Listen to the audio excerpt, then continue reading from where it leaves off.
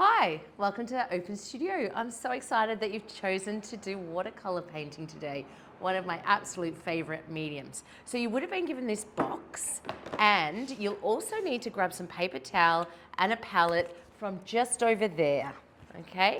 I've also grabbed 2 water jars.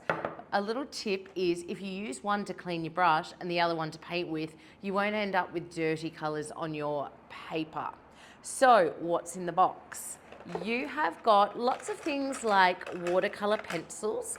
You've got your brushes, you have got soft watercolor ones that are specific for this technique.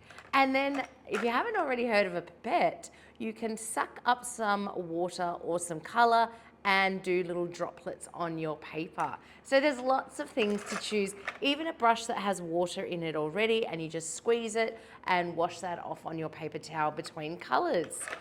There is also eraser and pencil sharpener, because I like to start with my painting by drawing a sketch just lightly on the paper.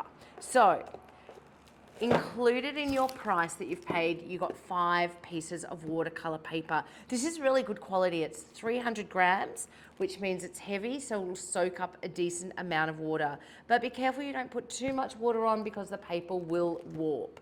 So whether you do 1 piece today or share it amongst your friends, there's lots of fun to be had in this.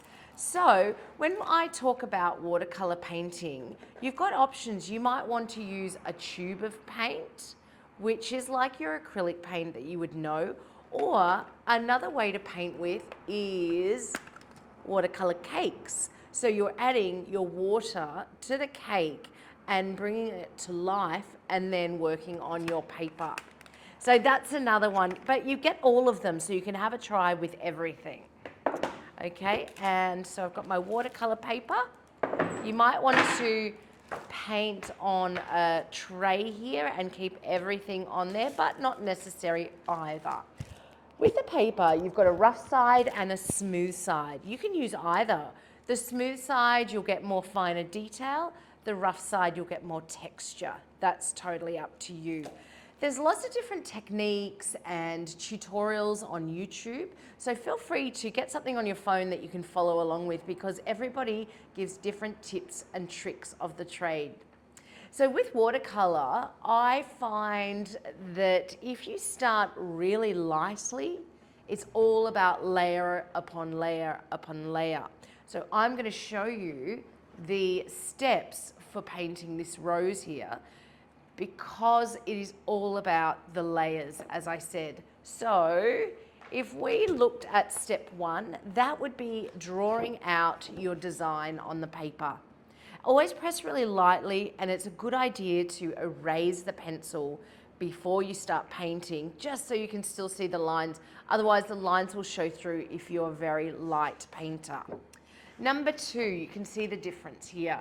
We've just put on a couple of colors and started to create the design, filling up the spaces of white.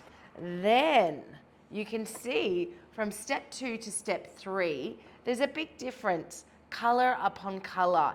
It's a good idea to dry it off or let it dry, so maybe work on the leaf, then go back to the rose, etc., so that the colors aren't blending into each other. And then we've got step 4, where you can see more depth of color.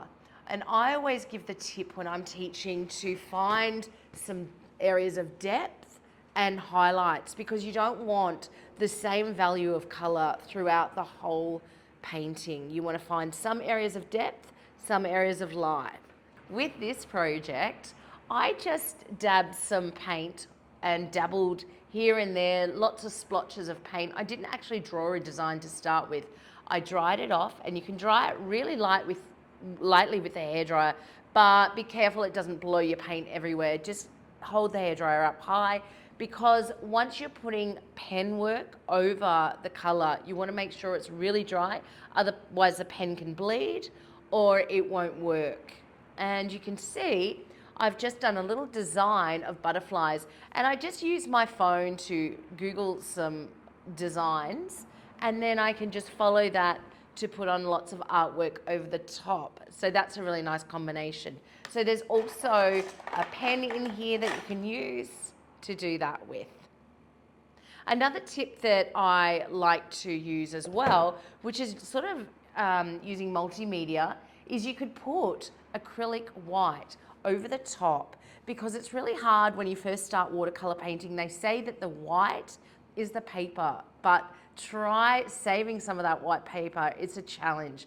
So if you didn't master that in the first one, use acrylic paint, and we've got acrylic paint over there. You're welcome to put some white highlights on your artwork. There's lots of different techniques, as I said. There's wet on dry paper, there's wet paint on wet paper, and you can find this out as you explore the medium, which is really fun. It's challenging, but it's very rewarding if you let the paint and the paper work together to do their own thing. So have fun with this medium. And yeah, we would love to see some of your artwork, so be sure to tag us.